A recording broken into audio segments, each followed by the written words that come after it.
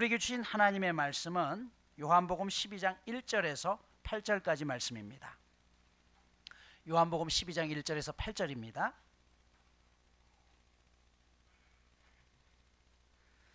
유월절 엿새 전에 예수께서 베다니에 이르시니 이곳은 예수께서 죽은 자 가운데서 살리신 나사로가 있는 곳이라. 거기서 예수를 위하여 잔치할세 마르다는 일을 하고 나사로는 예수와 함께 앉은 자 중에 있더라. 마리아는 지극히 비싼 향유 곧 순전한 나드 한 근을 가져다가 예수의 발에 붓고 자기 머리털로 그의 발을 닦으니 향유 냄새가 집에 가득하더라. 제자 중 하나로서 예수를 잡아줄 가룟 유다가 말하되 이 향유를 어찌하여 300데나리온에 팔아 가난한 자들에게 주지 아니하였느냐 하니 이렇게 말하면 가난한 자들을 생각함이 아니요 그는 도둑이라 돈깨를 맞고 거기 넣는 것을 훔쳐가미러라. 예수께서 이르시되 그를 가만두어 나의 장례할 날을 위하여 그것을 간직하게 하라. 가난한 자들은 항상 너희와 함께 있거니와 나는 항상 있지 아니하리라 하시니라. 아멘. 오늘 본문의 말씀은 지난 시간 요한복음 11장에 죽은 나사로를 살리신 사건 이후에 그 나사로를 살리신 것에 대한 감사의 마음으로 예수님을 위해서 준비한 잔치자리입니다. 1절을 보시면 유월절 엿새전이라고 밝히고 있죠. 그러니까 예수님께서 십자가에 달려 돌아가시기 6일 전이겠죠. 그 전주 토요일이고 다음 주 금요일 날 예수님은 십자가에 달려 돌아가십니다. 2절 말씀을 보시면 거기서 예수를 위하여 잔치할세라고 했는데 동일한 본문인 마가복음 14장 3절은 이 잔치가 나병 환자였던 시몬의 집에서 열렸다라고 기록하고 있어요. 그러니까 나병 환자는 접촉이 금하죠. 그런데 그 집에서 열렸다는 것은 나병이 치유되었다는 것이고 또 이것으로 보아서 이 시몬도 예수님을 통해서 나병이 낫게 되어서 겸사겸사해서 그 집에서 오늘 예수님의 그 은혜에 감사하며 잔치자리가 열렸던 것을 우리는 알 수가 있습니다. 자, 그런데 그 자리에서 마리아가 매우 비싸고 귀한 향유 한 옥합을 가지고 와서 식사 중이었던 예수님의 발에 완전히 통째로 깨뜨려서 쏟아 붓습니다. 여기 나드 향유는 히말라야가 원산인 나르초라는 향나무의 뿌리에서 얻어낸 것입니다. 희귀했기에 값도 매우 비쌌습니다. 본문에 보면 300데나리온이라고 가격을 책정하고 있어요. 1데나리온이 하루치의 근로자입니다. 그러니까 평균 오늘날로 15만 원으로 잡게 되면 이 300데나리온이라는 것은 300일의 임금에 해당되는 것이죠. 다시 말해서 1년치 월급을 통째로 모아야지만 살 수 있는 어마어마하게 비싼 값의 향유입니다. 이스라엘 사람들은 잔치를 할 때 주인공의 머리 위에 향유를 종종 붓곤 합니다. 오늘 당신이 잔치의 주인공이라는 뜻이죠. 당연히 오늘 잔치의 주인공은 예수님이 맞습니다. 그런데 마리아는 관습처럼 예수님의 머리에 향유를 붓지 아니하고 주님 앞에 무릎을 꿇고 발에 쏟고 자신의 머리칼로 그 발을 씻겼다라고 이야기했습니다. 이렇게 한 것은 평생 내가 주님을 주인으로 모시고 살겠습니다라는 마리아의 결단입니다. 그러자 이 모습을 가만히 지켜보고 있던 가룟 유다가 이야기합니다. 이 가룟 유다는 며칠 뒤에 예수님을 은 30냥에 팔아버렸던 제자이기도 하죠. 이렇게나 비싼 향유를 그것도 통째로 깨트려서 이렇게 하는 건 너무 낭비 아니냐. 굳이 깨트려야 되냐. 좀 덜어서 할 수도 있지 않겠느냐. 차라리 이 향유를 그렇게 써버리지 말고 1년치나 되는 이 어마어마한 금액을 차라리 팔아서 가난한 사람들에게 나누어 주는 것이 훨씬 더 좋은 모습 아니겠느냐라고 이야기합니다. 여러분 어떻습니까? 이 명분은 굉장히 정당해 보입니다. 하지만 예수님은 그의 말에 동의하지 않습니다. 왜 그랬습니까? 여러분 사랑은요 값으로 매길 수 없는 것이기 때문에 그래요. 자, 6절은 이렇게 기록해요. 이렇게 말하면 가룟 유다가 이렇게 말하면 가난한 자들을 생각함이 아니요 그는 도둑이라 돈깨를 맞고 거기 넣는 것을 훔쳐감이라라고 이야기합니다. 여러분, 성경은 가룟 유다의 이 말이 거짓이었다고 밝히고 있어요. 가난한 자를 생각하기보다는 도둑이었다는 것이에요. 여러분, 6절에 이 말씀이 어떤 말씀입니까? 가룟 유다가 예수님과 함께했던 제자 공동체 안에서 회계를 담당하고 있었는데 그 공금을 자신을 위해서 횡령했다라는 뜻이잖아요. 그 돈 중에 일부를 훔쳐서 자신을 위해 사용했다는 게 6절에 나와 있는 것입니다. 그런데 마리아가 그 향유값을 공동체에 기부했다고 한다면 그만큼 자신에게 돌아올 몫이 커지는데 본심은요, 이게 없어지는 게 너무 아까운 것이죠. 겉으로는 가난한 사람을 위한다고 말하지만 내가 취해야 될 이득이 그만큼 사라진 것이 가룟 유다는 불편했던 것입니다. 전 두산그룹 회장이었던 박용만 회장이 회장직에서 물러나고 난 다음에 지금은 매주 일주일에 2번씩 손수 음식을 만들어서 주위 사람들, 그 마을 공동체에 나누어주는 일을 하고 있습니다. 사람들이 묻죠. 회장님 요즘 무슨 일 하세요? 그러면 저요? 저 주방장입니다. 그런데 처음에 그렇게 하자 사람들이 보여주기식이라고 그렇게 비난하는 사람도 있었다고 합니다. 하지만 그분이 이런 말씀을 하셨어요. 사실 보이지 않게 큰 금액으로 사회에 환원하고 후원하는 사람들에 비하면 내가 하는 것은 아주 작은 일이다. 하지만 음식을 만들어서 내가 배달하는 이유는 후원하는 것보다 더 중요한 것을 내가 깨달았기 때문이다. 단순히 후원만 하는 것은 담장 너머로 음식을 던지는 행위일 때가 참 많다. 그런데 내가 음식을 만들어서 배달하다 보니 그 사람들의 상황이 어떤지를 정확하게 깨닫게 되어서 돈으로 후원하지 않고 나는 그들을 만나서 소통하면서 음식을 배달한다라고 이야기합니다. 여러분, 우리가 선교지를 방문하는 이유도 같은 맥락이죠.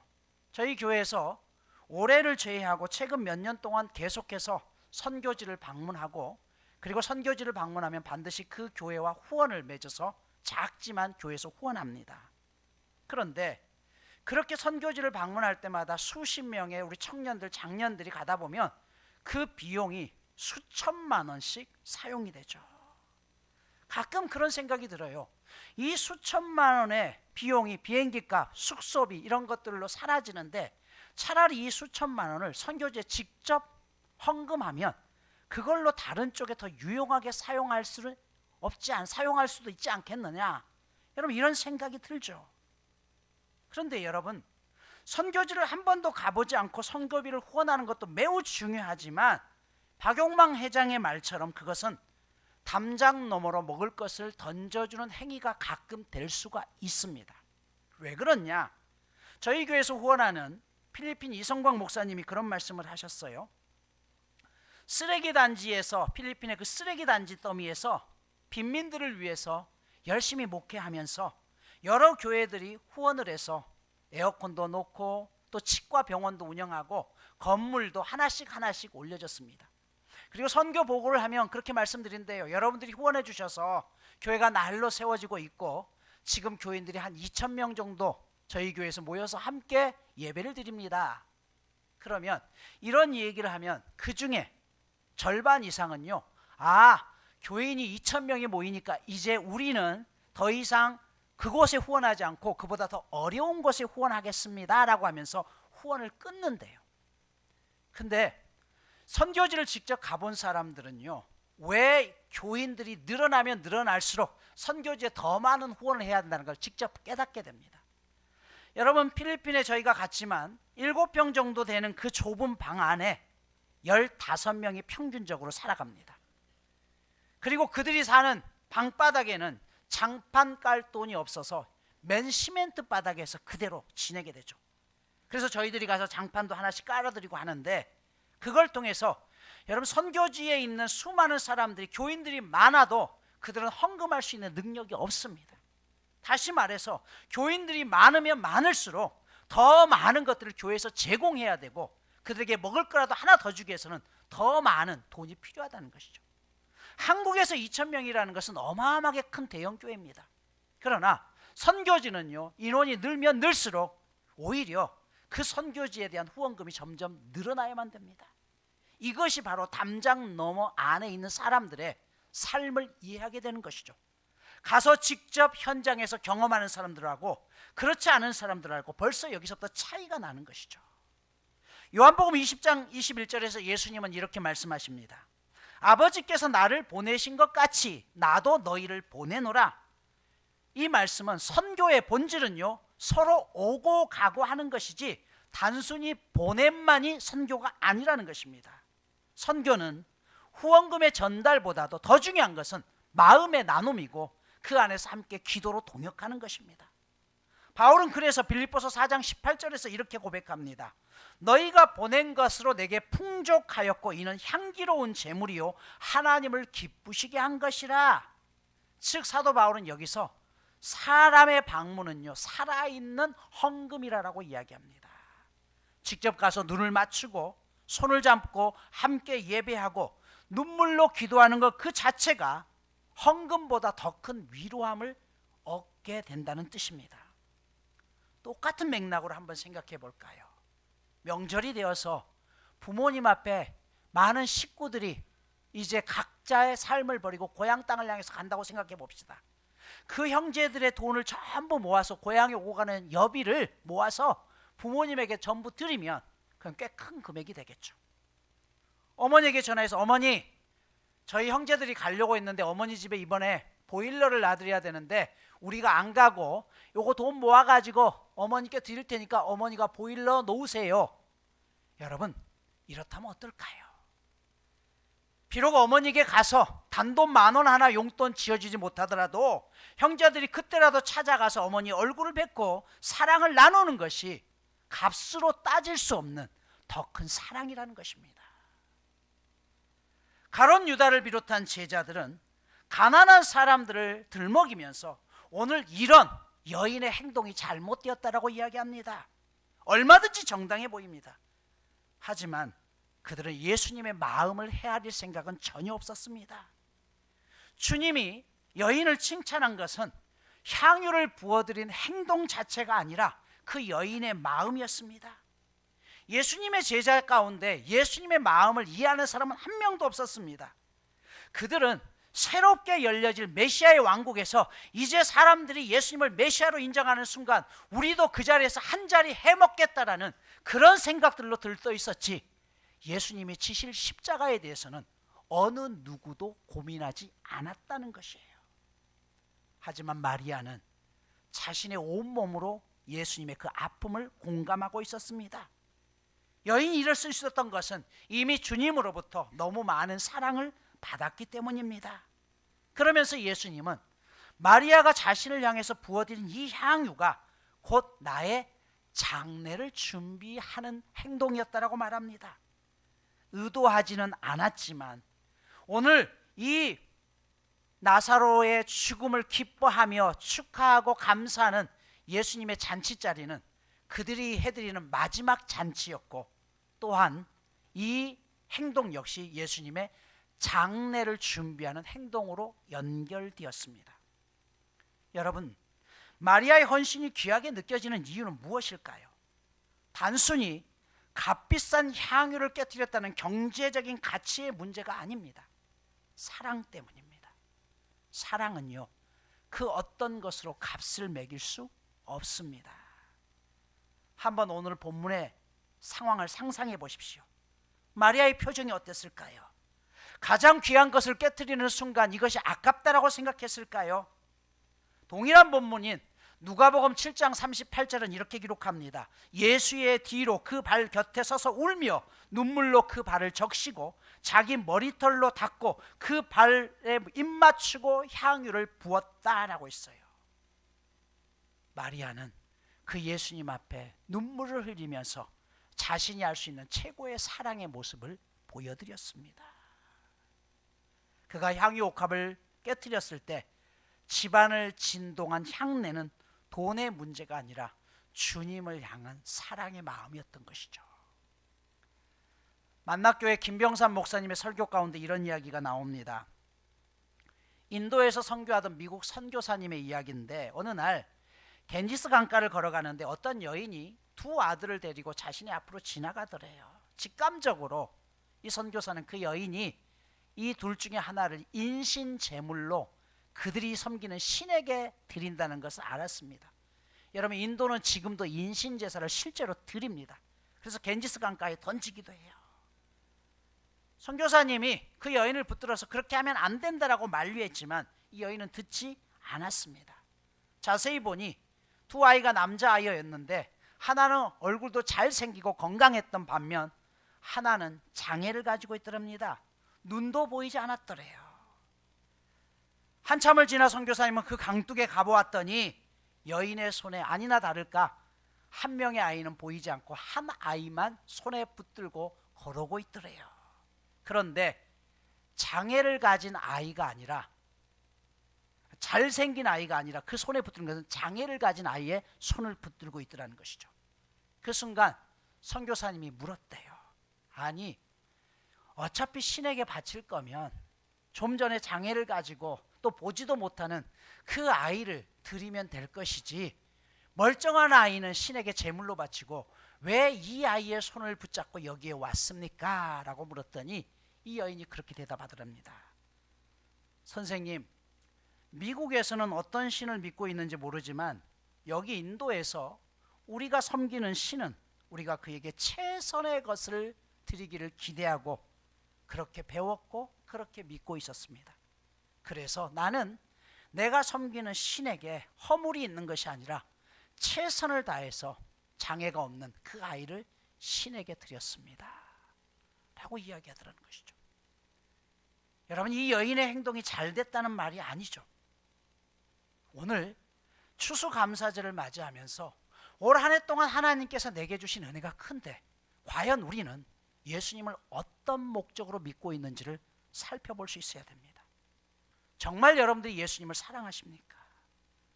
내가 하나님으로부터 받은 사랑이 너무 귀하고 크다고 느끼십니까? 그렇다면 오늘 여러분은 주님을 위해서 무엇을 드릴 수 있습니까? 주님은 나귀를 타고 2일 후에 예루살렘에 입성하셨지만 주님은 외로우셨습니다. 왜냐하면 당신의 마음을 알아주는 사람이 아무도 없었기 때문에 그렇습니다. 그래서 제자들을 향해서 오늘 이렇게 말씀하죠. 가만두어라. 그녀를 왜 괴롭히느냐? 그녀는 내게 아름다운 일을 했다. 이 여자는 자기가 할 수 있는 일을 최선을 다했다라고 이야기합니다. 이 여인이 예수님의 죽음을 예감하고 했다는 말이 아니라 여인이 보여준 그 사랑은요, 예수님의 마음을 십자가에 달려 돌아가시기 전에 충분히 따뜻하게 하고 그리고 그 결단을 이어가게 하는 동기가 충분했다는 뜻입니다. 오늘 우리의 인생이 그렇습니다. 단 한 사람만이라도 내 마음을 진정으로 알아주고 나를 진정으로 사랑한다는 사실을 확신할 수 있다면 우리는 어떤 어려움도 이겨낼 수 있습니다.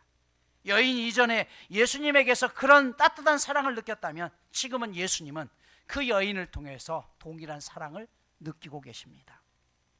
오늘 말씀을 마무리하겠습니다.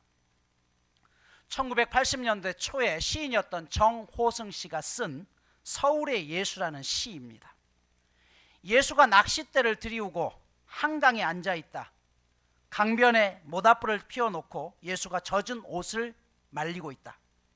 들풀들이 날마다 인간의 칼에 찔려 쓰러지고 풀의 꽃과 같은 인간의 꽃 한 송이 피었다 지는데 인간이 아름다워지는 것을 보기 위하여 예수가 겨울비에 젖으며 서대문 구치소 담벼락에 기대어 울고 있다.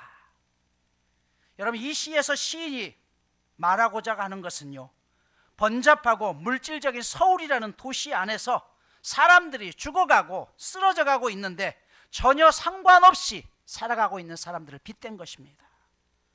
예수님은 힘없고 연약한 사람들과 함께 하시고 그들을 구원하시기 위해서 오셨지만 사람들은 아무도 자신의 마음을 알아주지 않는다는 것입니다. 밤이면 십자가의 불빛이 이 땅을 붉게 수놓고 있지만 우리는 예수님을 화려한 성전에만 모셔놓은 채 삶의 현장과 전혀 상관없이 살아가는 우리들 때문에 어쩌면 예수님은 서대문 구치소 담벼락에 기대어서 지금 울고 있지는 않을까요? 여러분이 예수를 믿는 목적은 무엇입니까? 가장 근본은 구원이지만 그러나 예수님은 말씀하시죠. 우리가 아직 낮음에 우리가 주의 일을 함께 하여야 하리라라고 요한복음에서 말씀하십니다. 그 일이 무엇입니까? 너희가 받은 사랑이 있다면 그 사랑을 가지고 전하는 사람이 돼야 된다는 것이에요.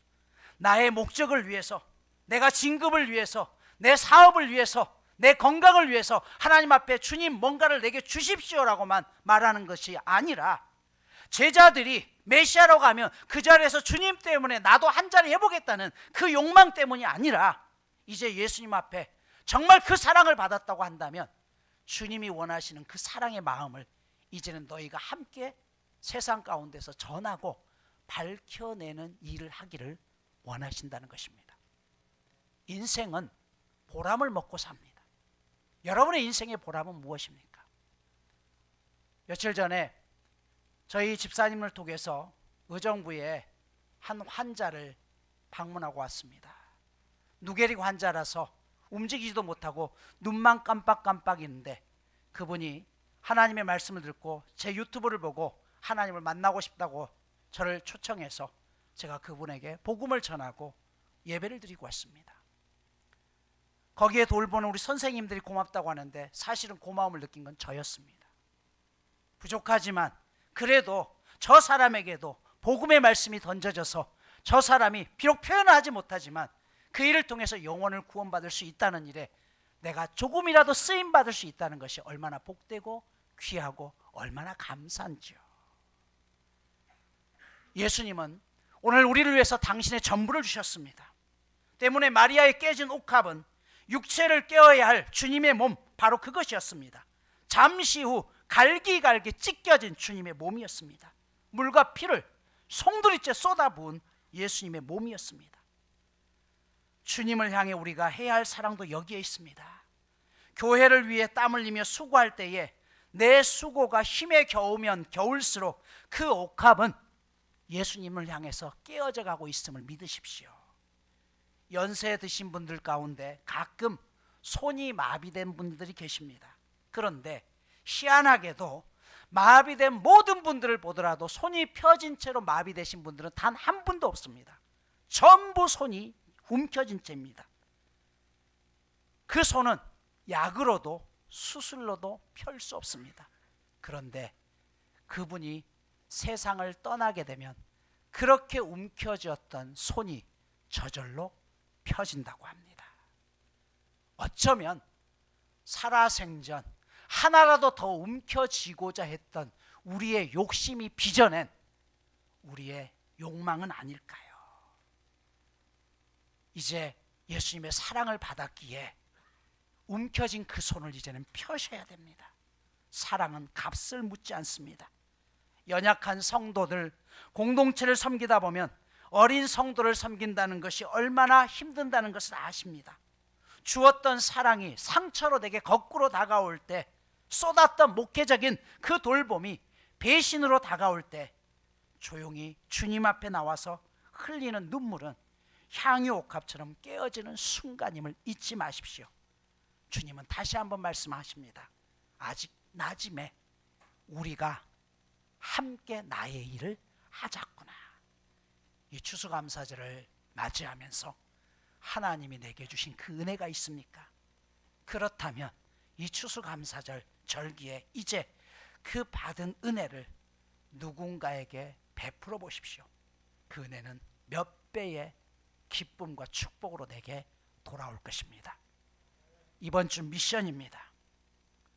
여러분의 관심과 사랑을 필요로 하는 사람이 분명히 어딘가에 있습니다. 이번 주간에 그 사람을 찾으십시오.